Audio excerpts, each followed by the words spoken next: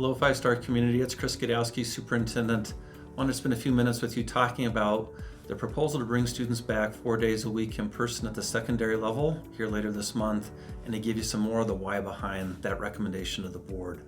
One of the important factors relates to case incidence. We're now at a spot where the number of cases within Broomfield and Adams counties has declined significantly from the fall.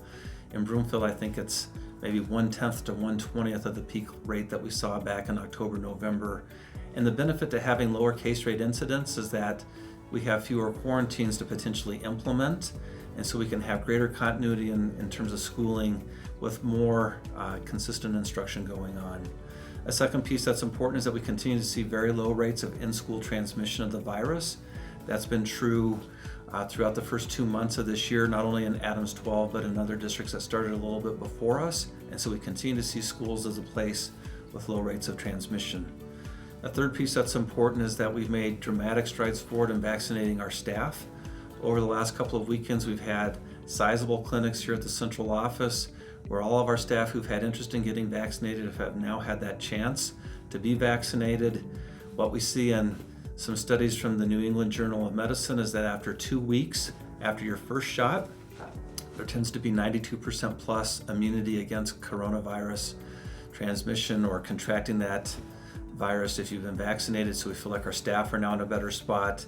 And as you wrap all those things together, what it allows is many fewer incidents of having our staff have to go out of mass quarantine situations where we have to potentially move a school to a place of having remote instruction for a couple of weeks like we did in the fall. So those are all very positive factors. On the student side, we feel like a few things will allow us to remain a safe environment. One is for students to wear masks as we've mandated throughout, and ideally if you have concerns about contracting COVID as a student, public health officials indicate that if you wear 2 masks, you have roughly a 95% rate of protection against the virus, very similar to the vaccine.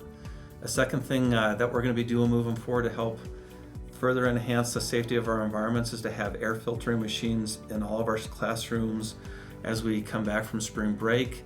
That provides additional enhancements against airborne transmission on top of the air circulation that we've been doing in a much more active way throughout the pandemic. And then finally, on physical distancing, we're not going to be in a spot in every classroom that we can maintain the 3-foot physical distancing, desk edge to desk edge. We've talked about that with public health officials. They still believe that given the masking, the ventilation, the air purification, and the low levels of in-school transmission, that students will be in a place where their odds of contracting the virus are very low. For those who have concerns about it, as we noted in the proposal, we would definitely support instructing your child fully remote throughout the rest of the semester if that's your preference. So those are the big weighty factors that have been on our minds in developing this new proposal.